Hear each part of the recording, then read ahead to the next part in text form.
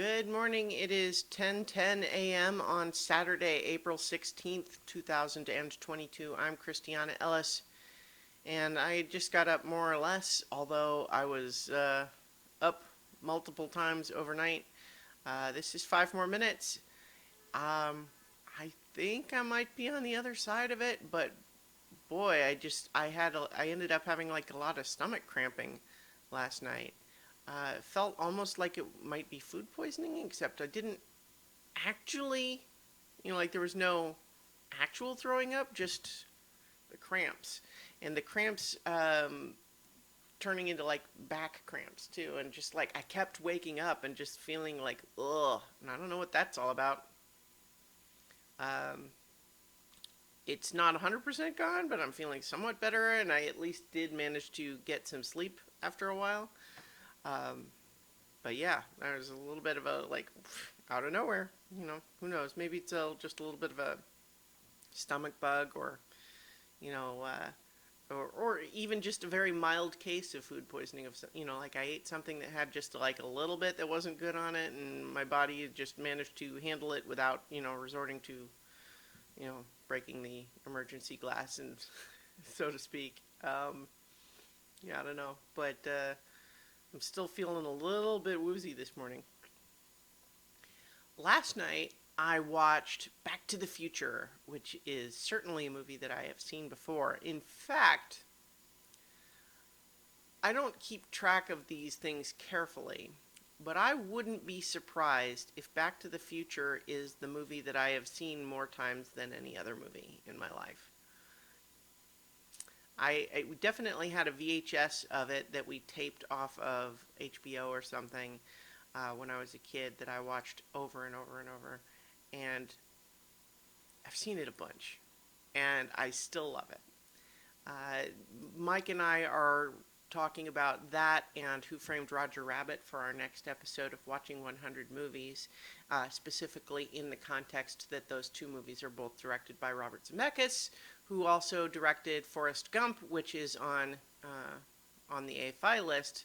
But I certainly feel pretty strongly that both those movies and several of his others are stronger than Forrest Gump is.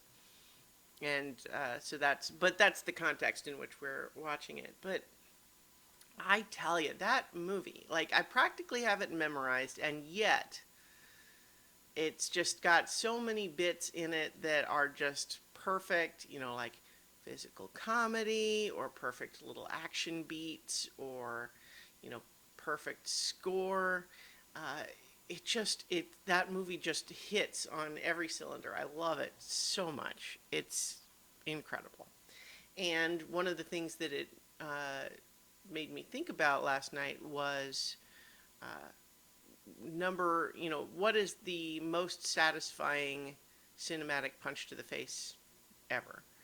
And it's gotta be George McFly punching out Biff, right? I mean, there are other good ones.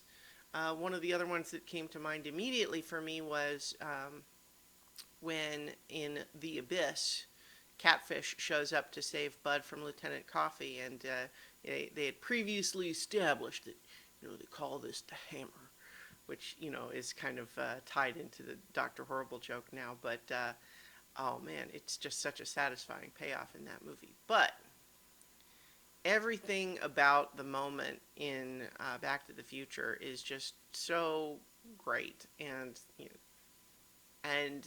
one of the things that I think is interesting to think about with Back to the Future is the sequels, because although I think the sequels are not as good, that's a high bar. Because I think first Back to the Future is more or less perfect. And so 2 and 3 being not perfect but still lots of fun, that's fine. They don't have to also be perfect. But one of the things that I actually do really like about them is the way that they layer onto each other in such a fashion that it adds depth to even what we're seeing in the first movie. Because if we remember the sequels well, we can remember that during the Johnny Be Good song and the Enchantment Under the Sea dance, we also have a further along version of Marty crawling along through the catwalks of the gym, or that when Doc Brown is celebrating the successful return of Marty to the future, that the further along version is about to come running in from behind him because of what happens in Back to the Future 2, and things like that. And 3 has less of those sorts of things to it, but at the same time, 3 has some incredible sequences too, like the whole train sequence in the climax is also pretty amazing. Anyway, I like Back to the Future, and I can absolutely accept that it is a movie about which I am unable to be objective, because I love it so much. Anyway, I'll leave it there, and I will talk to you all tomorrow for 5 more minutes.